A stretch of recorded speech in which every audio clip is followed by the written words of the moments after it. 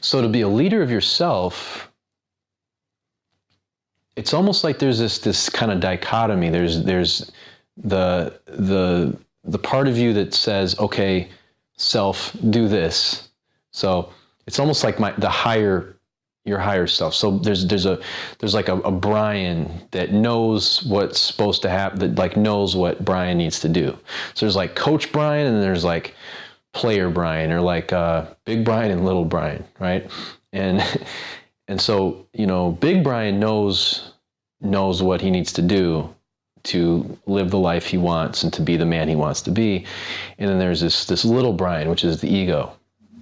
So your higher consciousness is like the coach or the leader, and it's always speaking to you, always telling you, hey man, you know, turn the TV off, don't buy those chips, you know, you like that girl, you think that girl's sexy, go talk to her. There's always that little voice saying, okay, this is what you need to do, you know this, and there's that little part of you, the little self, that's saying, I'm scared, you know, but this is easier, this feels good right now. Well, so self-leadership, internal locus of control, is all about listening and obeying your higher consciousness, your higher self. When I say self, I don't mean that there's like this static you and then the static higher you. What's actually happening is who you really are is a process, is like a fluid movement. And that's why movement is, it's part 4 in book 1 of Sexual Supremacy, where I talk about thrust. The name of the book is Emergence, and it's all about emerging out. So there's a reason why I use all these kind of strange sounding terms.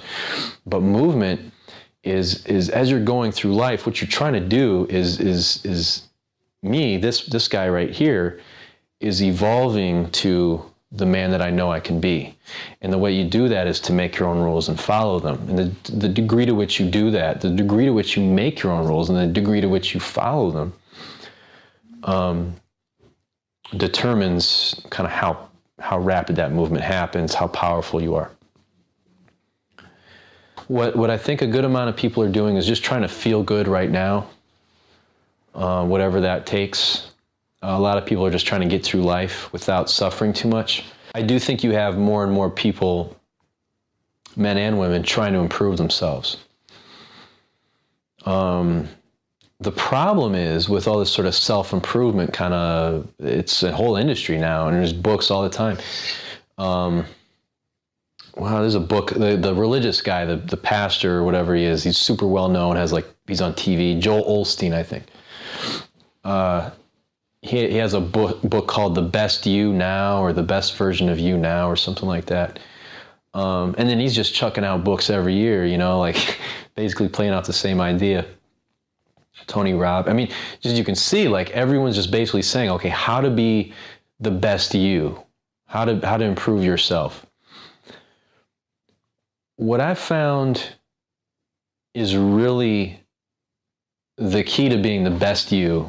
It's more of a reductive process. So instead of trying to add to your personality, like, oh, I need to be more this, or I need to be more that, I need to learn another language, I need to learn how to improve my golf swing, I need to be a better, I need to be a better friend to my, you know, I need to be a better friend, I need to work harder at my job and be better at my job. All this adding.